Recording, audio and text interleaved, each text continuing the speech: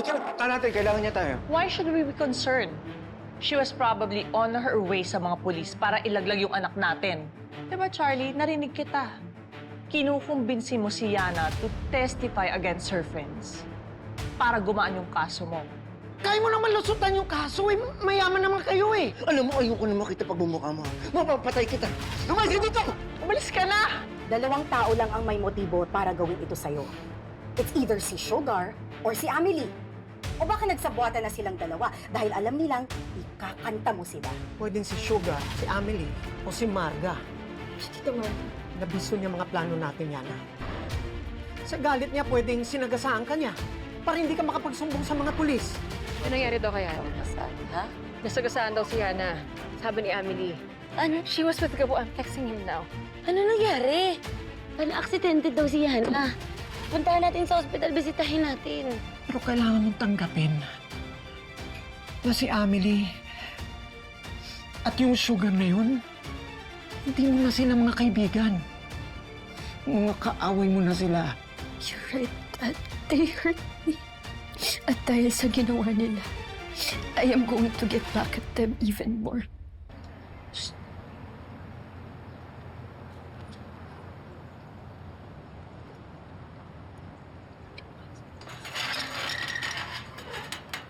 Tara, pasok kayo. Diyan eh.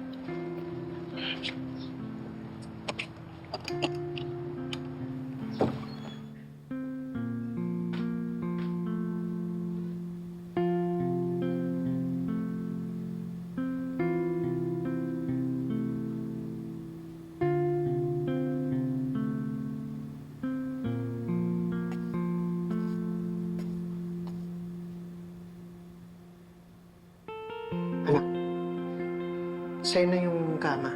Sa sahig na lang ako. Tito, Yana, pasensya na kayo. Mabilisan kasi to eh. Kaya ito lang hinahanap kong apartment para sa inyo. No, kapo ako nga yung dapat mag-apologize sa'yo eh. Biglang homeless na naman ako, but at least it's with my dad. Yana, ano ka ba? Wala yun. Basta, pag nagluto ka ng adobo dyan minsan, dalan mo naman ako. Joke lang.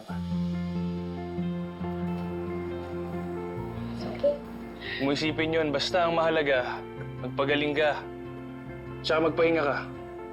Tama.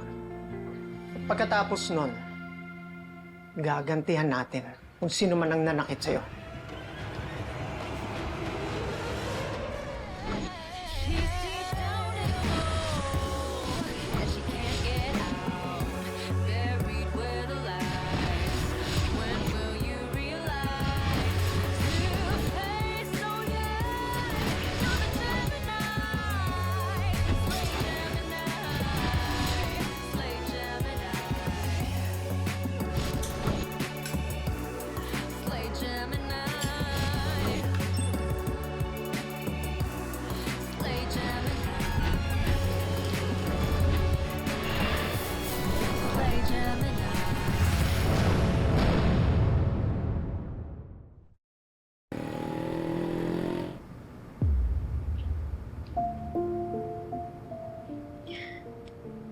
Inspector, is the deal still on the table?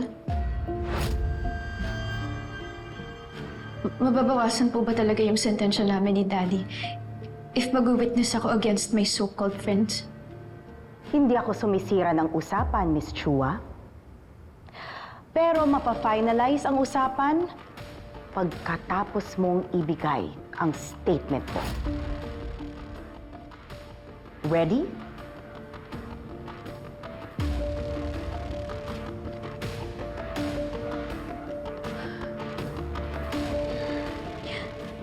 My name is Yana Chua. I am here of my own free will. And I am here to testify to the fact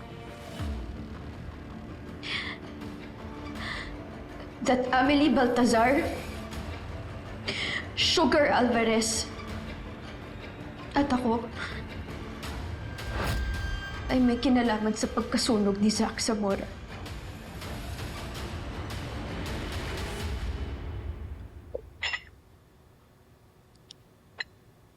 So, how's everyone? Hun? Kamusta negosyo? Is everything okay? How about you, Amelie? My dear, any new scandal in the offing? Hi, we are so blessed. Oh, finally, you have some peace and quiet in this house. Wala na yung mga lintang asungot na nagdadala ng malas dito sa bahay natin. Nag-text si Gabo. Nakauwi na daw sila ni Yana doon sa bago nilang apartment. Pero ayaw pa rin niya makipagkita. Kinamusta ko nga si Yana sa kanya eh. Di naman nagre-reply. Labo, di ba? Well, let's just take comfort na hindi nag-isa si Yana. And kahit pa paano, kasama pa rin yung tatay niya. Bagay. Iba pa rin talaga pag kasama mo pamilya mo. Mas kaya mong indahin lahat ng mga delubyo. Parang kayo ni Tita.